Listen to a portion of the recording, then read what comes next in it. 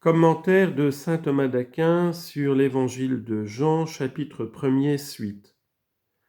Ainsi donc, l'efficacité du Verbe divin prouve que le manque de connaissance divine chez les hommes ne provient pas du Verbe lui-même qui, puisqu'il est la lumière, la véritable qui illumine tout homme venant en ce monde, est efficace pour les illuminer tous. La présence de la lumière divine. Il était dans le monde. Pour qu'on ne croie pas que ce manque vient de l'éloignement ou de l'absence de la véritable lumière, l'évangéliste ajoute « Il était dans le monde ». Dieu n'est pas loin de chacun de nous, car c'est en lui que nous avons la vie, le mouvement et l'être, comme il est dit dans les Actes des Apôtres, chapitre 17, versets 27 à 28. En d'autres termes, le Verbe divin est efficace et présent à tous pour illuminer. Mais, remarquons-le, on peut être dans le monde de trois façons. Soit comme contenu en lui, à la manière d'un objet localisé dans un lieu. Ainsi le Seigneur dira aux apôtres, « Eux sont dans le monde ». Jean chapitre 17, verset 11. Soit comme partie dans le tout, puisque toute partie du monde est dans le monde même, si elle n'y est pas comme dans un lieu. Ainsi, les substances spirituelles, bien qu'elles ne soient pas localisées dans le monde, en font néanmoins partie. Dieu a fait le ciel et la terre et tout ce qu'il renferme. Psaume 145, verset 6. Mais la vraie lumière n'était dans le monde ni de l'une ni de l'autre manière, puisqu'elle n'est ni susceptible d'être localisée, ni partie de l'univers. Au contraire, s'il est permis de parler ainsi, c'est tout l'univers d'une certaine façon qui en est partie, lui qui ne participe que partiellement à sa bonté. Il était donc dans le monde d'une troisième manière, comme sa cause est celui qui le conserve. Est-ce que le ciel et la terre, moi je ne les remplis pas ?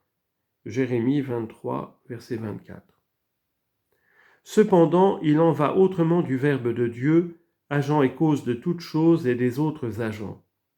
Ceux-ci en effet agissent de l'extérieur, et puisque de fait ils n'agissent qu'en mouvant et altérant de quelque façon ce qui est extrinsèque à la réalité, ils opèrent comme des agents extrinsèques. Mais Dieu opère en toutes les réalités comme agissant de l'intérieur, parce qu'il agit en créant.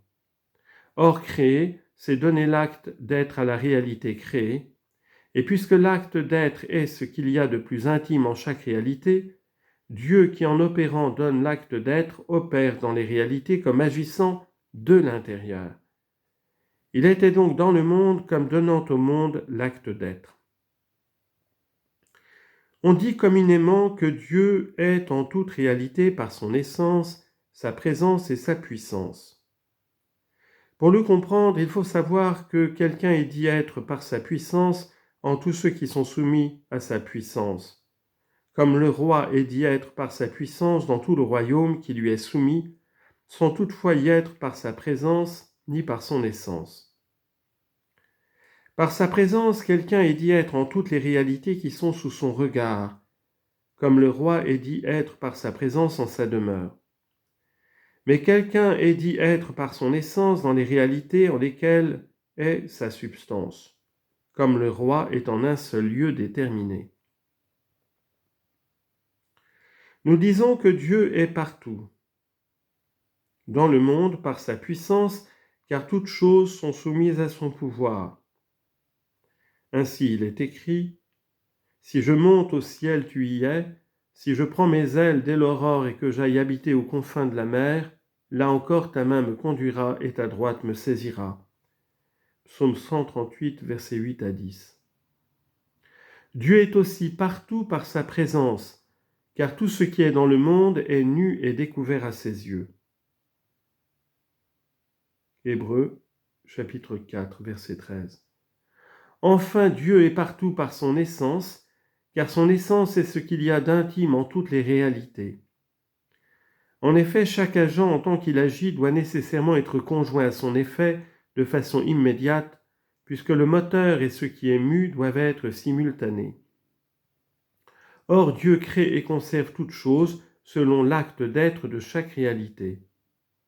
Et puisque l'acte d'être est ce qu'il y a d'intime en chaque réalité, il est manifeste que Dieu est dans toutes les réalités par son essence par laquelle il les crée. Remarquons-le, l'évangéliste emploie à dessein le mot « était » lorsqu'il dit « le Verbe était dans le monde » pour montrer que dès le commencement de la création, il avait toujours été dans le monde, causant et conservant toutes choses. Car si Dieu retirait un seul instant des réalités créées sa puissance, elles seraient toutes réduites à néant et cesseraient d'exister. Origène emploie à ce sujet une heureuse comparaison. Il y a, dit-il, le même rapport entre la parole sensible et notre Verbe, qu'entre toute la création et le Verbe divin. Comme notre parole est l'effet du Verbe conçu dans notre esprit, ainsi la création est l'effet du Verbe conçu dans l'Esprit divin. Dieu a dit et tout a été créé. Psaume 148, verset 5. Aussi, comme nous voyons notre parole sensible s'arrêter aussitôt que notre Verbe fait défaut, de même, si la vertu du Verbe divin était soustraite aux réalités, toutes disparaîtraient à l'instant même. Car Dieu soutient tout par la puissance de son Verbe, comme le dit l'Épître aux Hébreux, chapitre 1, verset 3. L'évidence de la lumière divine.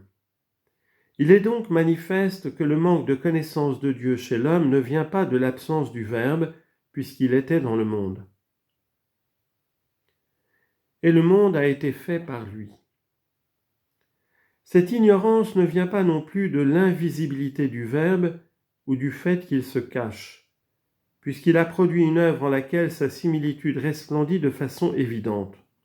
Le monde, la grandeur et la beauté des créatures font par analogie connaître leur Créateur, comme dit le livre de la Sagesse, chapitre 13, verset 5. Et les perfections invisibles de Dieu, etc., sont depuis la création du monde rendues visibles à l'intelligence par le moyen de ses œuvres, ainsi que sa puissance éternelle et sa divinité, comme dit l'Épître aux Romains, chapitre 1, verset 20. Voilà pourquoi l'évangéliste ajoute aussitôt « et le monde a été fait par lui », pour montrer que dans le monde la lumière elle-même a été manifestée. De même que l'œuvre manifeste l'art de l'artiste, la forme de l'œuvre d'art n'étant autre que la similitude de l'idée qui est dans l'esprit de l'artiste, ainsi le monde entier n'est autre qu'une certaine représentation de la sagesse divine conçue dans l'esprit du Père. Dieu en effet a répandu sa sagesse sur toutes ses œuvres. Siracide, chapitre 1, verset 10. Il est ainsi manifeste que le manque de connaissance divine ne vient pas du Verbe. En effet, étant la lumière la véritable, il est efficace. Il est présent parce qu'il était dans le monde, et il est évident puisque le monde a été fait par lui.